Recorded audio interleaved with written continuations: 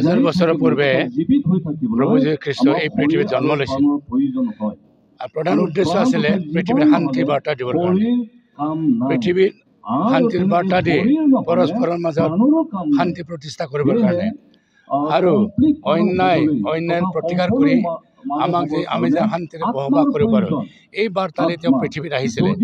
ইয়াকে আজি আমি ওদালগুৰিবাসী বা গোটেই ওদালগুৰি জিলাৰ গোটেই বাসীক আমি এই বাৰ্তা প্ৰেৰণ কৰিব বিচাৰিছোঁ যে ইয়াৰ যোগেদি যেন আমাৰ মাজত শান্তি প্ৰতিষ্ঠা হয়, ইয়াৰ মাজেদি আমাৰ ভাতৃত্ববোধ যেন আমি একেলগে থাকিব পাৰোঁ, প্ৰেমভাৱে থাকিব পাৰোঁ, ইয়াকে আমি বাৰ্তা প্ৰেৰণ কৰিছোঁ। এই জগতত মানৱ অৱতাৰলৈ জন্মগ্ৰহণ কৰিলে আৰু সেইটোৱে হৈছে এই জীৱনটো প্ৰচুৰ জীৱন।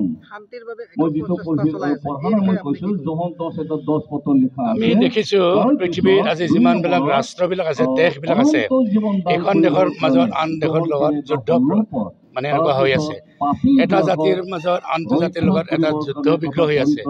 কিন্তু এই সকলো হৈছে অন্যায় আৰু হিংসাৰ প্ৰতীক।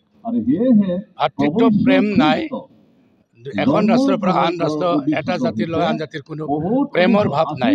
মানে এই সকলো সংহাৰ কৰিব কাৰণে, নোহোৱা কৰিব কাৰণে প্ৰভু যীশু খ্ৰীষ্টই জন্ম লৈছিলে।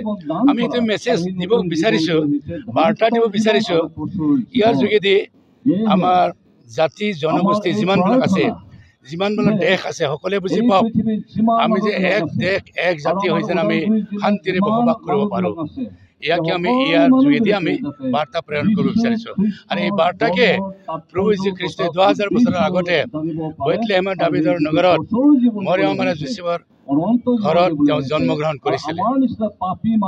এই আমাৰ মহান ত্ৰাণকৰ্তা যীশু খ্ৰীষ্ট।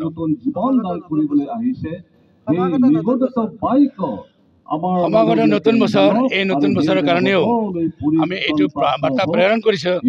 এই বছৰ যেনেকৈ আমি ঈশ্বৰৰ পৰা আশীৰ্বাদ পালোঁ, অহা বছৰৰ গোটেই বছৰটো যেন আৰু আমি সকলোৱে যেন আশীৰ্বাদ প্ৰাপ্ত হওঁ, আমি যেন সুস্বাস্থ্য পাওঁ, আমাৰ যেন দেহাবিলাক ভাল থাকে, আমি এই বছৰ যেনেকৈ শান্তিৰে থাকিলোঁ তাতকৈ অধিক শান্তিৰে যেন আমি বসবাস কৰিব পাৰোঁ, আমাৰ মাজত শান্তি প্ৰতিষ্ঠা হয়, তাকে আমি কামনা কৰিছোঁ আৰু মই বাৰ্তা প্ৰেৰণ কৰিছোঁ।